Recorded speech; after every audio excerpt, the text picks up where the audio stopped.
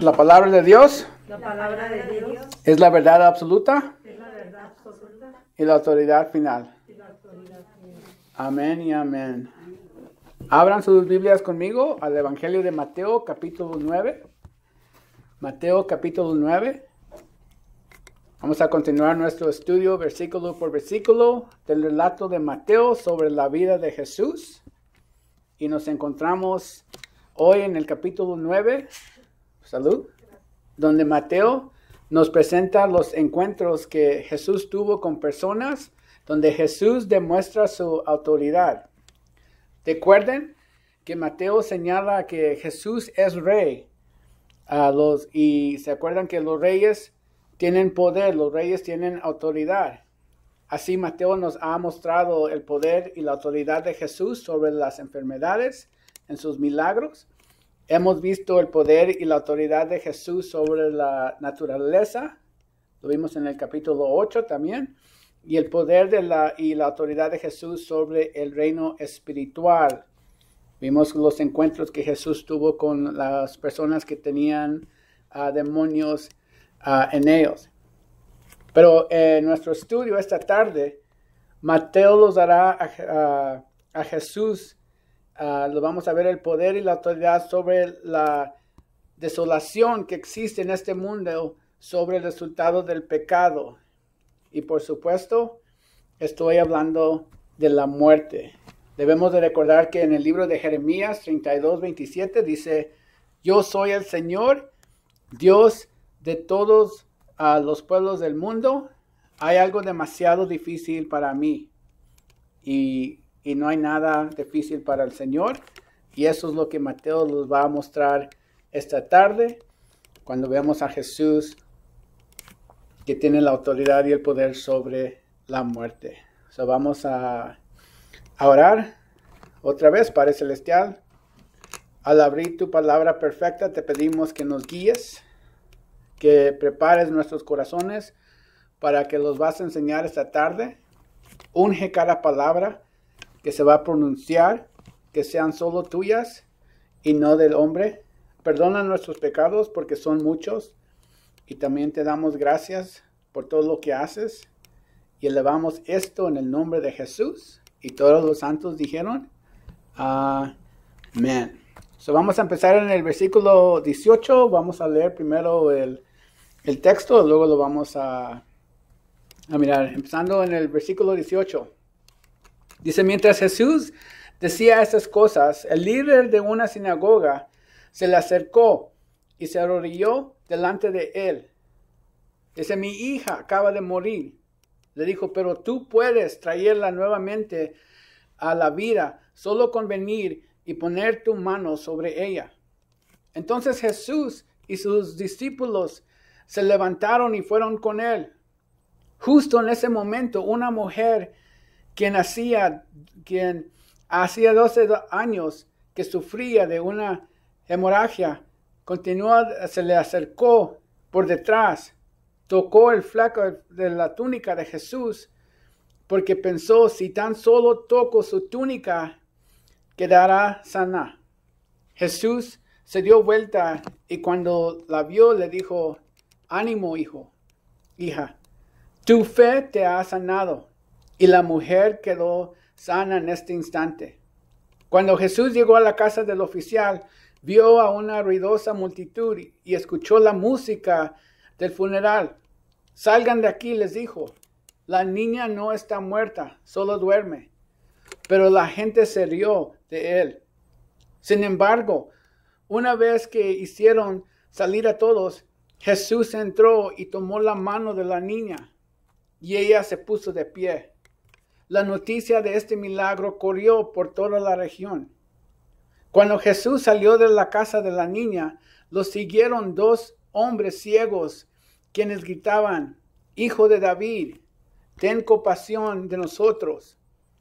Entraron directamente a la casa donde Jesús se hospedaba y les preguntó: ¿creen que puedo darles la vista? Sí, Señor, le dijeron, lo creemos. Entonces él les tocó los ojos y dijo: debido a su fe, así será. Entonces sus ojos se abrieron y pudieron ver. Jesús les advirtió severamente, no se lo cuenten a nadie. Pero ellos en cambio salieron e hicieron correr su fama por toda la región. Cuando se fueron, un hombre que no podía hablar, poseído por un demonio, fue llevado a Jesús. Entonces Jesús expulsó al demonio y después el hombre comenzó a hablar. Las multitudes quedaron asombradas. Jamás sucedió algo así en Israel, exclamaron. Sin embargo, los fariseos dijeron, puede expulsar demonios porque el príncipe de los demonios le da poder. Versículo 35.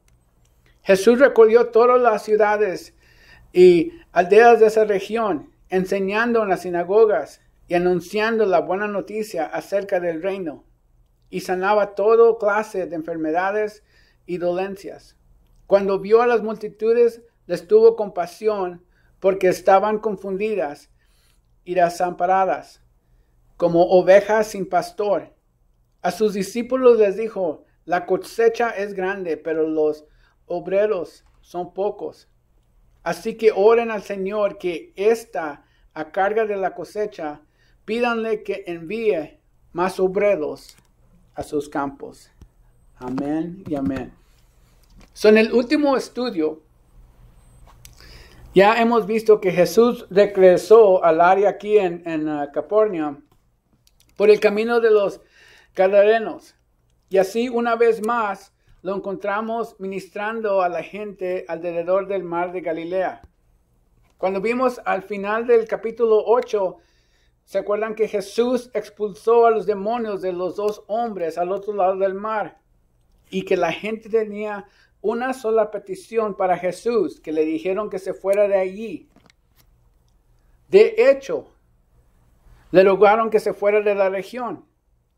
Pero aquí en este primer evento que vamos a estudiar esta tarde, tenemos a una persona que invitará a Jesús a venir, no lo va a rechazar como lo que hicieron los que estaban en el otro lado del mar.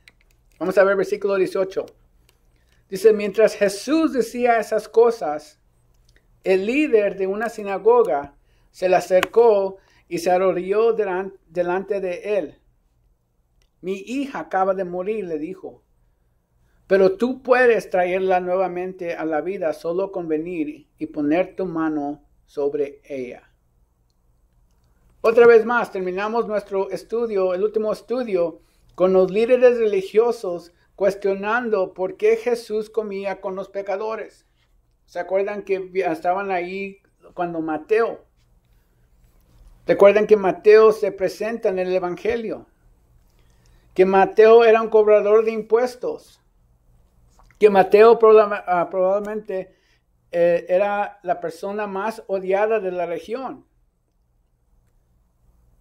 Lo veían como un traidor. Era visto como inferior a un cerdo para los judíos. Y Jesús invita a Mateo a seguirlo. Jesús invita a Mateo a ser uno de sus discípulos. Y cuando Mateo invita a Jesús a su casa, junto con sus amigos que también eran cobradores de impuestos, los líderes religiosos están fuera de sí. Entonces Jesús expone a los fariseos. Porque se acuerdan que Jesús les dice que los justos deben de querer lo que Dios quiere. Y Dios quiere que los pecadores se arrepienten. Entonces, si los fariseos fueran verdaderamente justos, estarían haciendo lo que Dios quiere. Y lo que Dios quiere es arrepentimiento de los pecadores. Y así sucede con el anuncio de este nuevo pacto que Jesús trae. Que un gobernante venga y adore a Jesús. ¿Qué clase de un gobernante es este que viene? Es un gobernante religioso. Y cuando uno lee los otros relatos, nos dice que se llamaba Jairo. Era un gobernante de la sinagoga de ahí del área de Capernaum. Eso significaba que era muy conocido en la comunidad. Era influyente. Era bien respetado porque era un líder religioso. Y una gran tragedia ocurre en su vida. Su hija de 12 años, su única hija, acaba de morir y él clama a Jesús. Otra vez más, cuando leemos los otros relatos, los otros evangelios, dicen que la niña estaba a punto de morir cuando Jairo sale de su casa. Pero durante el tiempo de que él sale, la niña se muere. Entonces vemos que Jairo aquí clama a Jesús. Le dice, mi hija acaba de morir, pero tú puedes traerla nuevamente a la vida solo con venir y poner tu mano sobre ella. Aquí Jairo acude a Jesús creyendo que Jesús puede resucitar a su hija. Jairo viene y adoró a Jesús. Esto implicaría que Jairo se acerca a Jesús y le besa los pies, se postra humildemente a los pies de Jesús. Vamos a ver el versículo 19. Dice, entonces Jesús y sus discípulos se levantaron y fueron con él. Jesús sigue a Jairo, pero fíjense que sus discípulos también lo siguen. Pedro, Santiago, Juan y Mateo los siguen porque quieren ver qué va a hacer Jesús. Y mientras siguen a Jesús, observen lo que sucede. Aquí en el versículo 20 dice, justo en este momento, van en camino a la casa de Jairo. En este momento, una mujer que hacía 12 años que sufría de una hemorragia continua, se le acercó por detrás, tocó el fleco de la túnica de Jesús. Quiero que noten el contraste entre el encuentro de Jesús con Jairo y el encuentro de Jesús con esta mujer. Aquí Jesús tuvo este encuentro con una mujer y también con Jairo, que era un hombre. Pero ni siquiera sabemos el nombre de esta mujer, pero sí sabemos el nombre del hombre, que era Jairo. Esta mujer había padecido flujo de sangre durante 12 años. ¿Cuántos años tenía la hija de Jairo? También 12 años, 12 años. Pero aquí hay un contraste que vale la pena destacar. Porque debido a que había padecido el flujo de sangre durante 12 años, esto significaba que esta mujer era espiritualmente impura. Su condición la aisló de los demás. Cuando también leemos los otros relatos del Evangelio, nos dice que estaba en la ruina. Había gastado todo su dinero para detener este flujo de sangre por 12 años. Pero al igual que Jairo, ella también estaba desesperada. Y mientras la multitud seguía a Jesús a la casa de Jairo, ella extendió la mano y agarró el dobladillo de Jesús.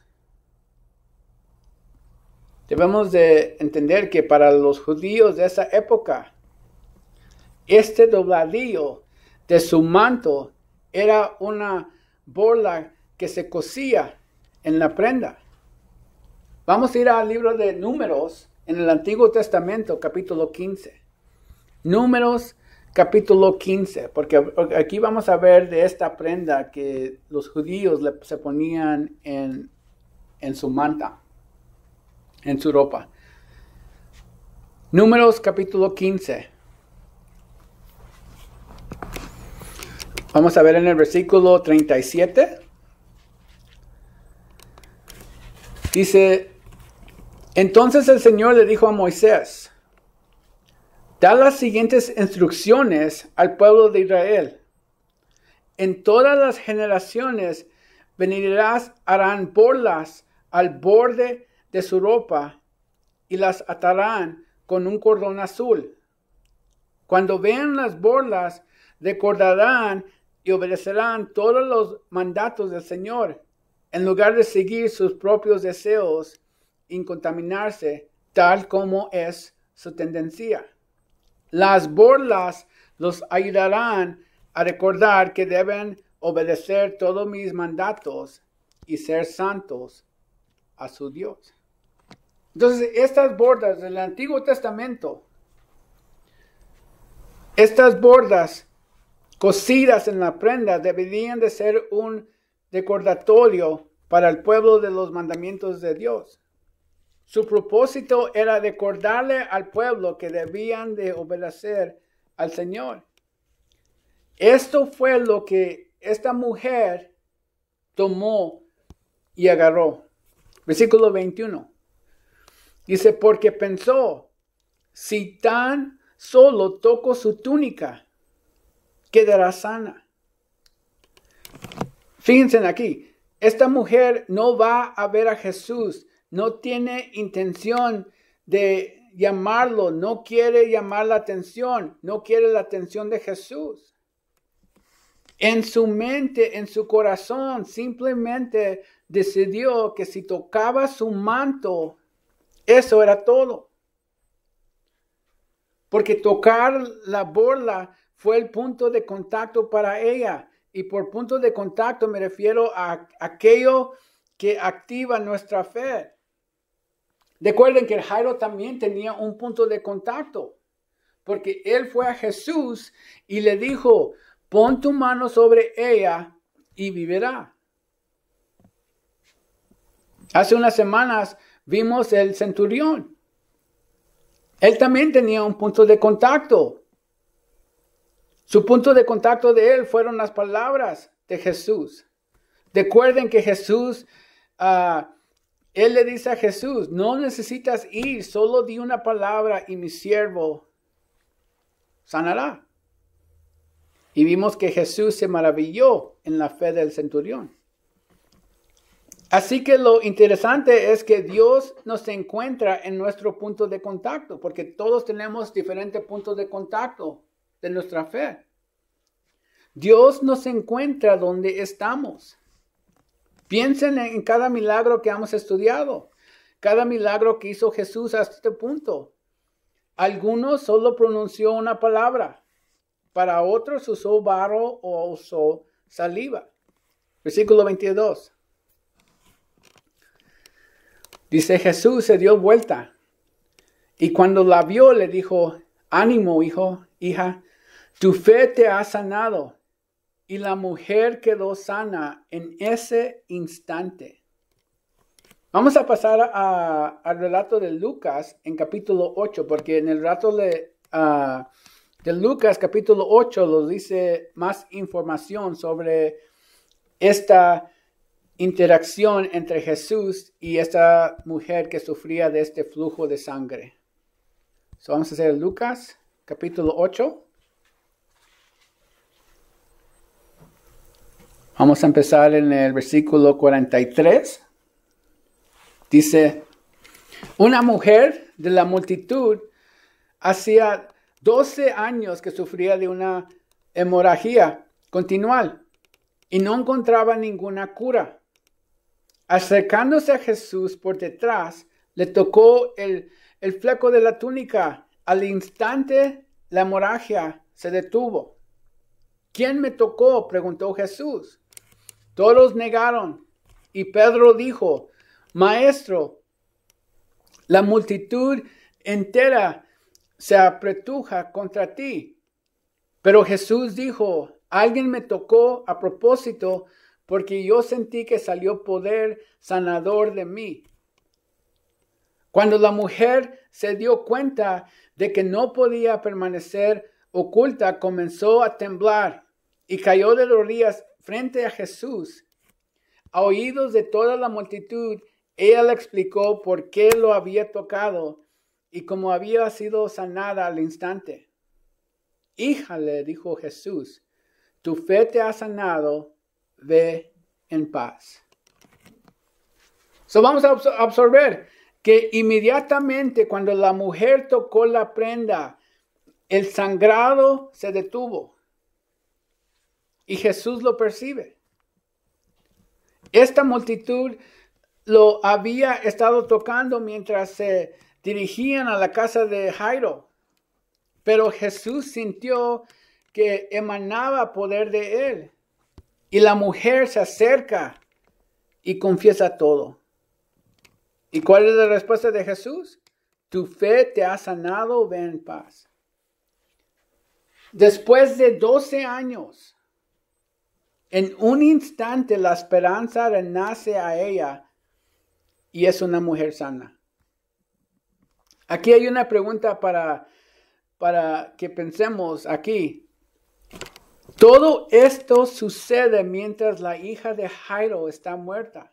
¿Se acuerdan que todo empezó cuando Jairo vino y le dijo a Jesús que vayan a la casa y le expresó su punto de contacto de él, que vaya a tocarse a su hija? Pero todo esto sucede mientras la hija de Jairo está muerta. Imagínense lo que está pensando Jairo. Jesús está respondiendo a la situación desesperada de otra persona. ¿Crees que esto debilita su fe en Jesús o lo fortalece? Jairo viene y dice, vamos a mi casa para que toques a mi hija porque está muerta y sé que la vas a levantar, que la vas a resucitar. Y ve que Jesús está haciendo milagros sobre esta señora. Y la respuesta es que esto lo va a hacer la fe, lo va a hacer fortalecer. Y creo que lo mismo ocurre en nuestra vida de nosotros. Porque podríamos pensar, ¿por qué Jesús no ha respondido a mis oraciones? Y mientras esperamos su tiempo perfecto, vemos la obra de Dios en las vidas de otras personas. Y esto debería de fortalecer nuestra fe. Y otra vez más, Dios nos encuentra donde estamos. El versículo 23. Dice, cuando Jesús llegó a la casa del oficial, vio a unos ruidosa multitud y escuchó la música del funeral. Salgan de aquí, les dijo, la niña no está muerta, solo duerme. Pero la gente se rió de él. Debemos de conocer que en aquellos días el amor de una persona se medía por el ruido en el funeral. Cuanto más fuerte era el lamento, más valioso era la persona. Algunos incluso contrataban a gente profesionales que sabían cómo hacer mucho ruido, que lloraban, que les pagaban. Y a los presentes, en su mayoría, no les importaba nada más que cobrar. Por eso cuando Jesús los reprende, se ríen de él. Vamos al versículo 25. Dice, sin embargo, una vez que hicieron salir a todos, Jesús entró y tomó la mano de la niña y ella se puso de pie. El relato de Lucas y de Marcos nos cuentan que Jesús lleva a todos afuera. Que Jesús trae a los padres de la niña y 3 de sus discípulos, que trae a Pedro, a Santiago y a Juan. Y los lleva a la habitación donde estaba la niña. Y Jesús dice, niña, a ti te digo, levántate. Y al instante la niña se levantó y anduvo, y Jesús mandó que le dieran de comer. En el Nuevo Testamento, cuando leemos el Nuevo Testamento,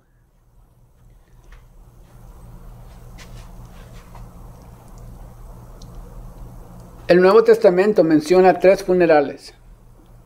El de la hija de Jairo, el del hijo de la viuda de Naín, que lo vamos a encontrar en Lucas capítulo 7.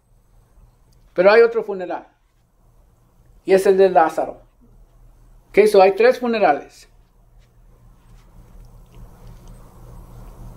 Cuando Jesús resucita a la hija de Jairo, vemos que tenía hambre. Cuando Jesús resucita al hijo de la viuda, Él quiere hablar. Cuando Jesús resucita a Lázaro, Él quiere caminar. Pero lo único que todos tienen en común es que Jesús los devolvió a la vida. Y esto se convierte en una imagen para nosotros. La disposición de Jesús a dar esperanza a los jóvenes, a los no tan jóvenes y a los realmente maduros. Porque también vimos que la niña tiene 12 años. Al hijo de la viuda estaba más, no estaba tan joven. Y también vemos que Lázaro ya estaba también realmente maduro. Versículo 26. Dice: la noticia de este milagro corrió por toda la región. Una vez más, Jesús resucitó a una niña. Jesús trae esperanza a una mujer desesperada por que tenía el flujo de sangre. Los discípulos están aquí aprendiendo una valiosa lección que viene siendo que tenemos que llevarlo a Jesús. Una vez más, el poder y la autoridad de Jesús fueron noticia para la multitud y para la gente que estaba ahí. Versículo 27. Dice: cuando Jesús salió de la casa de la niña, lo siguieron 2 hombres ciegos, quienes gritaban: Hijo de David, ten compasión de nosotros. Aquí no se nos dice cuánto tiempo llevaban estos 2 ciegos. No sabemos si nacieron ciegos o si fueron por accidente o por pecado que eran ciegos. Pero lo que sí sabemos, como hemos visto en nuestro pasaje, es que Jesús tiene la autoridad y el poder de sanar a los que son incurables. Estos hombres ciegos reconocen a Jesús como el Rey. Estos hombres ciegos reconocen a Jesús como el Mesías tan esperado. Por cierto, podrían haber notado el título mesiánico Hijo de Dios. Esta es la primera vez que alguien se refiere a Jesús con su título mesiánico. Verán, a lo largo del Antiguo Testamento, el profeta Isaías habló del Mesías como alguien que vendría a los quebrantadores de corazón, como aquel que traería libertad a los cautivos, como aquel que sanaría a los cojos, como aquel que daría vista a los ciegos. En Isaías 35 habla de eso. Así que aunque los ciegos ven a Jesús como el Mesías, anhelan su misericordia y también su gracia. Versículo 28. Dice: entraron directamente a la casa donde Jesús se hospedaba. Y Él les preguntó: ¿creen que puedo darles la vista? Sí, Señor, le dijeron, lo creemos. Entonces Él les tocó los ojos y dijo: debido a su fe, así se hará. En el versículo 27, los ciegos claman a Jesús por misericordia. Pero noten que Jesús no sana en el versículo 27. Los ciegos continúan siguiendo a Jesús. Ellos siguen a Jesús hasta que llegan a la casa. Y en la casa donde Jesús Jesús les pone a prueba. Lejos de la multitud, Jesús pone a prueba su sinceridad. Jesús pone a prueba su fe sin la multitud.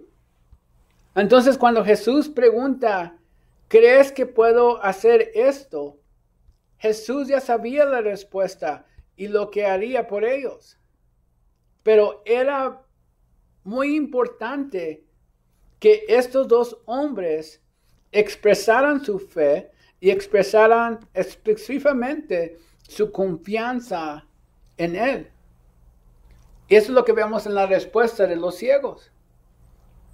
Porque su respuesta se refleja en lo que creen. Porque ellos llaman a Jesús Señor. Jesús va más allá de simplemente preguntarles si creen que tiene el poder y la capacidad de sanar su ¿cómo se dice ciego? ¿Ceguera? Ceguera. Él va más para eso. Jesús lo invita a una relación. Es lo que está haciendo aquí, preguntándoles, dándoles esa prueba. ¿Qué es lo que ellos creen en Jesús? Que Jesús tiene, que puede hacerlos personas nuevas. Y también es lo mismo a ti y a mí. Porque Jesús nos hace la misma pregunta para poner a prueba nuestra fe. ¿Crees que puedo hacer esto? Sea lo que sea, nuestra fe se prueba en las pruebas. Es lo que Pedro los escribe. En Pedro 1:6 que dice que nuestra fe se refina en las pruebas. Estos dos ciegos estaban dispuestos a confiar en alguien o algo que no veían, que viene siendo una definición de lo que es la fe. Versículo 30. Dice, entonces sus ojos se abrieron y pudieron ver. Jesús les advirtió severamente, no se lo cuenten a nadie. Pero ellos, en cambio, salieron e hicieron correr su fama por toda la región. La palabra griega que se usa aquí para la advertencia de Jesús a estos dos ciegos, en realidad significa regañarlos con vehemencia. Entonces, la pregunta es, ¿por qué les diría Jesús que guardaran el silencio? Porque debemos reconocer que Jesús ya había realizado muchos milagros públicos ante grande multitud. Y la razón para decirles que guardaran silencio no fue el milagro de la vista. Era el milagro como ellos vieron a Jesús, que era Mesías.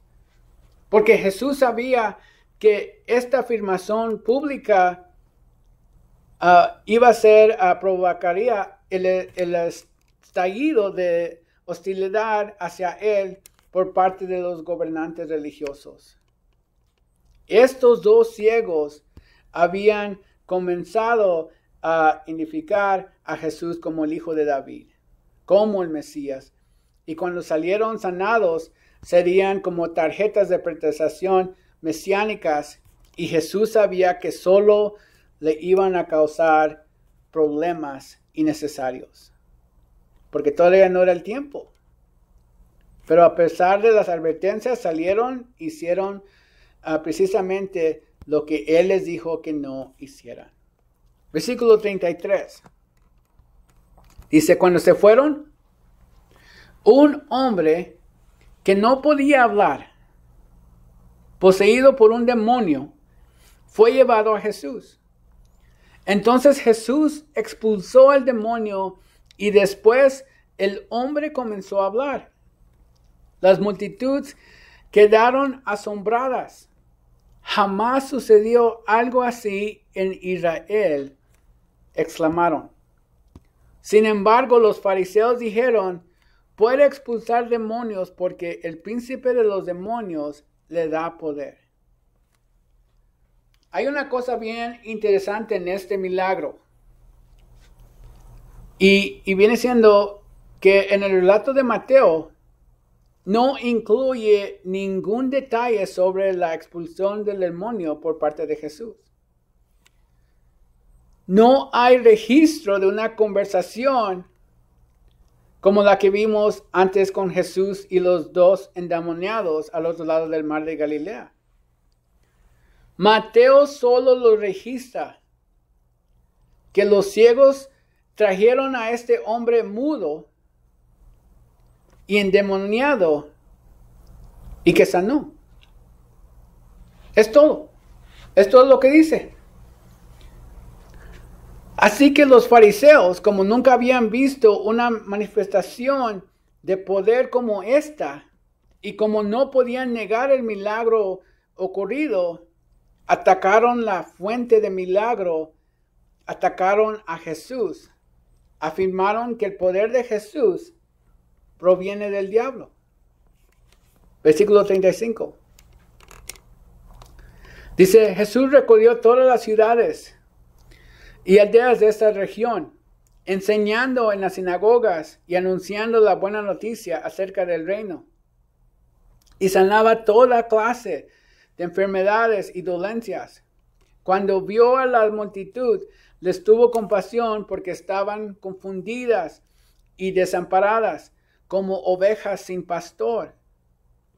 El punto de Mateo no podría ser más claro. Sí, el poder de Jesús era asombroso, pero todo ese poder se usó de manera humilde y sencilla para tocar, para sanar, para liberar a los pobres y a los más necesitados.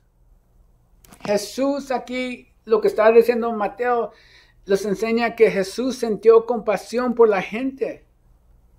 Porque cuando Jesús observó la multitud reunida, sintió una profunda compasión y compasión por ellos. Y la razón por la que se conmovió tan profundamente fue porque podía ver más allá de lo físico. Porque él vio lo que tenían espiritualmente. Y él pudo observar la desesperada pobreza y necesidad espiritual de la gente, de la multitud.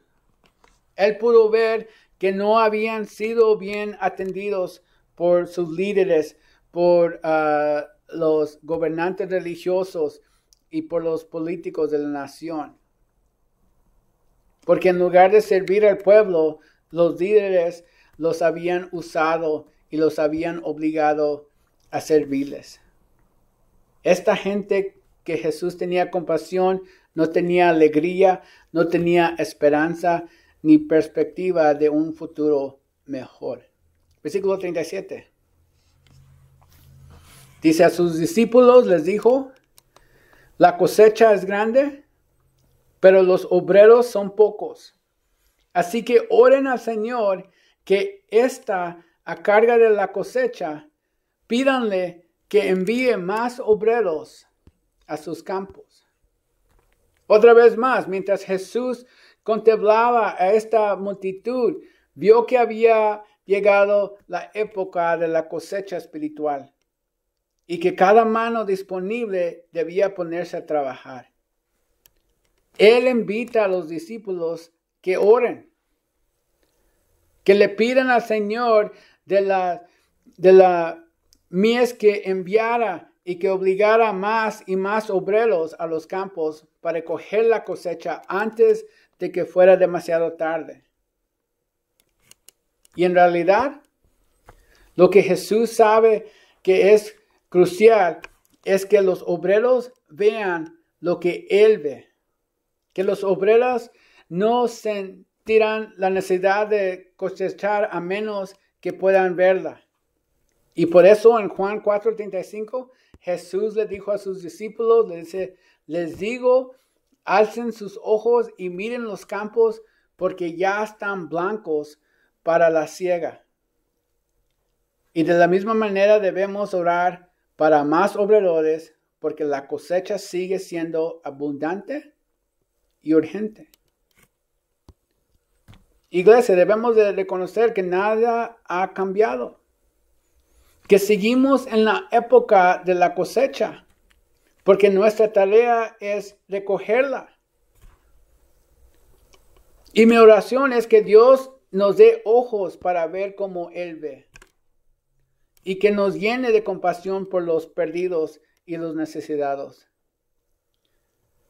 Que dice, comienza orando por la visión que tuvo Jesús.